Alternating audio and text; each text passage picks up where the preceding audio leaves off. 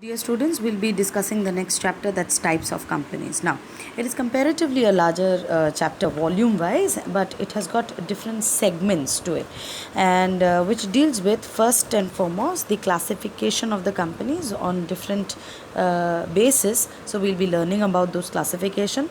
Then, two or three of the most important forms like private company and public company, we'll be dealing with that in detail. And thereafter, for the second half of the chapter, that deals with global enterprises are multinational companies, so we'll be dealing with that, right? And there would be, at the end, to wrap up, there would be a comparison with sole trader and proprietor and so on. Sole trader, proprietor business, partnership business, and so on. Let's begin. The first portion that you will find is classification of the companies. So, according to the mode of incorporation, chartered company, statutory company, registered. Chartered, when a particular company is begun by a king or a queen, that is absolutely a monarch in a particular country.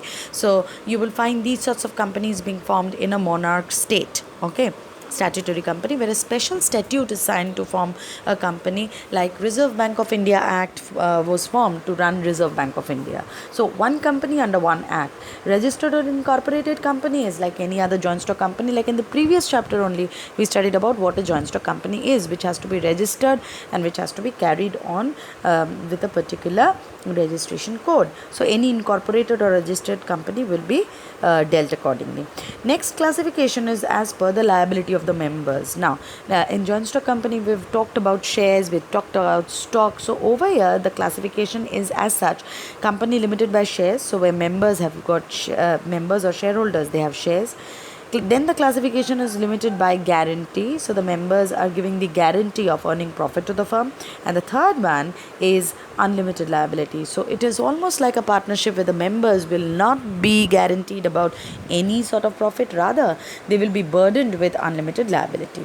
The third category or basis is ownership and control, according to which we've got holding and subsidiary. I will be discussing the clauses and the conditions in detail in the class, but here on, as of now, you need to know that holding company, as the name itself, the word itself means that to hold stock in majority numbers in some another company. So when a parent company is actually holding on the stake of other smaller companies, the parent company is known as the holding company, and the smaller ones, which are under the guidance, under the control of another larger company, that's the subsidiary company. Government company, as the name suggests, which will be owned and governed and controlled by the government. The next classification is as per nationality or jurisdiction. So it is Indian company, foreign company, and multinational company. Now, Indian company established in India, works in India. Foreign company, which is established in some other foreign country but in works in India. It can have a place of conduct in India, or it conducts in business in India through any other measures, even if not physically the shops and the offices are set up. The third one is multinational company. I told you we'll be taking up global enterprises, so multinational company will be dealt in detail in the second half of the chapter. On the basis of public interest, you can have private company, public company. Private, in short, you would mean all the owners are private, they contribute privately the money, they have total control, no government vigilance or connection or interference at all, and then profit is enjoyed by all the private owners. They cannot sell the shares openly also, just to anybody and everybody. Public company, it means that where private company, definitely it is not like a private company. The government has ownership, the government will be contributing money, and they will only be controlling. Shares are openly traded in stock market. So that's about public company. We'll be dealing with other features when discussing in class. OPC, one person company, a very popular term. If you can see, the Companies Act 2013, that establishes it, and because the year mentioned is 2013, so you can well imagine how new the concept is in India. It is one person company. So though there's only one person, but then of course that one person is the ruler of the company, right? So it is company, yet it is ruled just by one person. And how is it possible? That will take up it will be an interesting discussion, I think so, when we discuss things in the class. Of course, it has its own benefits and drawbacks accordingly. Now, next topic will be comparison between private and public company, and we'll be dealing up in a tabular form like we generally do for all the all the differences. Next is privileges of of a private company. Privileges are the extra benefits, added benefits. So if you compare the features of the private and the public company, you will find private companies much more easily registered. How is it registered? It is registered like just by two people, less amount of money is required, quorum just requires two people, director only two, no legal formalities, no registration certificate, no certificate of commencement, certificate of incorporation, all these are not needed. Whereas it is definitely required in a public company. Statutory meetings, maintaining the index, all this. So that gives a cue for merits and demerits. Merits would be what? Easily formation, quick decision, great flexibility. They will be much more in touch with their customers. Limited liability for the private members. Smaller business, so less stake. Smaller business, so less amount of liability. But it has got demerits also. It cannot expand like a public business organization, isn't it? It will have restriction on transferability of shares. Then public will not have so confidence in it. Limited resources compared to a public organization where government is the biggest contributor. So, the next two topics are merits and demerits of public company. Now, if you just use your logical, your sense, your reasoning, you will find all the merits of private company that actually becomes the demerit of the public company. As in, they are burdened with forming the statutory corporation certificate, the meetings, more number of directors, more number of legal requirements. So, all that for the demerits of the public company. Whereas for merits of public company, those would be the demerits of the private one. Like larger resource, government patronage, exposure, larger market, lots and lots number of shareholders, economies of large scale. So all those would be the merits. Next we come to characteristics of government company. In detail you will be studying, and please learn up the names of the government companies properly. Remember the stake, it is 51% owned by government. So incorporation, separate legal entity, it will have its own staff, it will have its own creative head, financial power, autonomy, freedom, all would be there in a government company, which will be empowered by the government. Next is objectives and necessity of the government company. What are the objectives? Of course, what will government look for?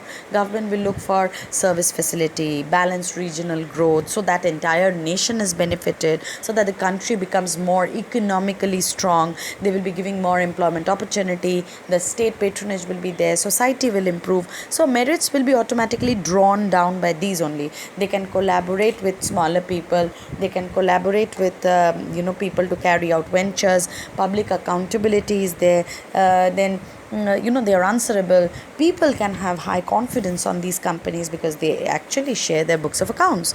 But there are demerits also, like accountability makes them, the restriction, the opposition faced by political parties. Government is always under that pressure. Management will remain indifferent because government has to appoint and stick to the employees that it has already chosen. It cannot just dismiss any employee at its whims. Then there's fear of exposure also, because see, government at the end of the day, they are not businessmen, they're politicians. So they hire companies, and if those companies don't come out to be fruitful enough, then of course they are answerable, which is a big risk.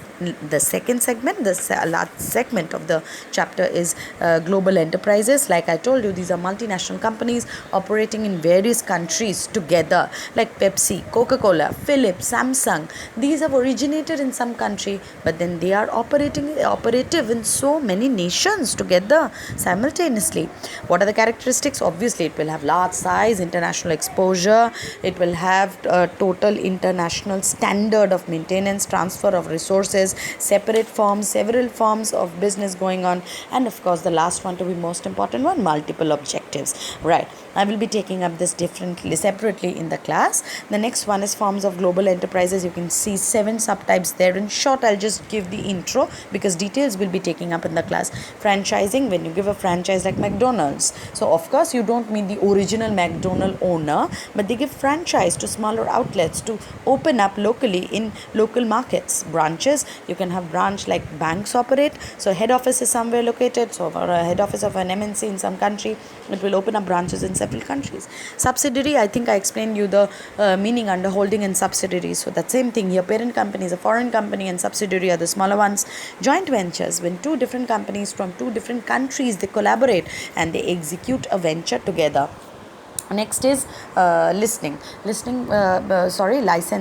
Licensing would be when a foreign MNC that offers a license to smaller companies in foreign countries to work under their banner, to work under their logo, under their brand. Contract manufacturing, when a bigger foreign company, they give a contract to the smaller companies in many countries to carry out manufacturing or other processes. Next is turnkey project. Turnkey project is I will be explaining this in class in detail because this is comparatively a little difficult one to just go about in a one-way mode as I've been going so far. Reasons for growth of global enterprises, quite natural because expert management is there, superiority as far as money contribution management is concerned, marketing skills are extensive, international market exposure, managerial superiorities, managers are superior, managers, they have a high reputation and education, so carry out business. And then you have merits and demerits of the global enterprises. What are the merits or advantages? Foreign capital can easily be assessed, transfer of technology. All the foreign countries, they know to maintain international standard, they can pass on their technology to the others. They help the poorer nations to get developed, the developing will become developed. They maintain international economy, they expose markets to all countries. If they can have more money earned, they create employment. They have actually brought in a revolution in the managerial world because people have been trying to learn more and more managerial skills to join new companies. But there are certain demerits also. Wherever they operate, they're always trying and exploit the natural resources of that particular country. Monopoly power, they become so huge, so powerful that they exercise their dictatorship almost, right? Then sometimes, they just dump in outdated technology of what they've already been skilled in into some not so advanced countries just to make money out of that particular technique that's already dead, that's already obsolete. So that's something very tricky, that's unfair, I think, as far as the larger companies or the bigger companies or modern companies are doing it to not so developed companies or countries. And the last topic, we'll be comparing between sole trader partnership and global enterprises. Like all the other differences, the differences will be, or the comparison will be put up on the basis of the features. So we'll be taking that also as per the table that has been given in your book, right? So that's how we wind up these types of companies, this chapter. Not to worry, because we'll be discussing in detail in the class itself. Thank you, everyone.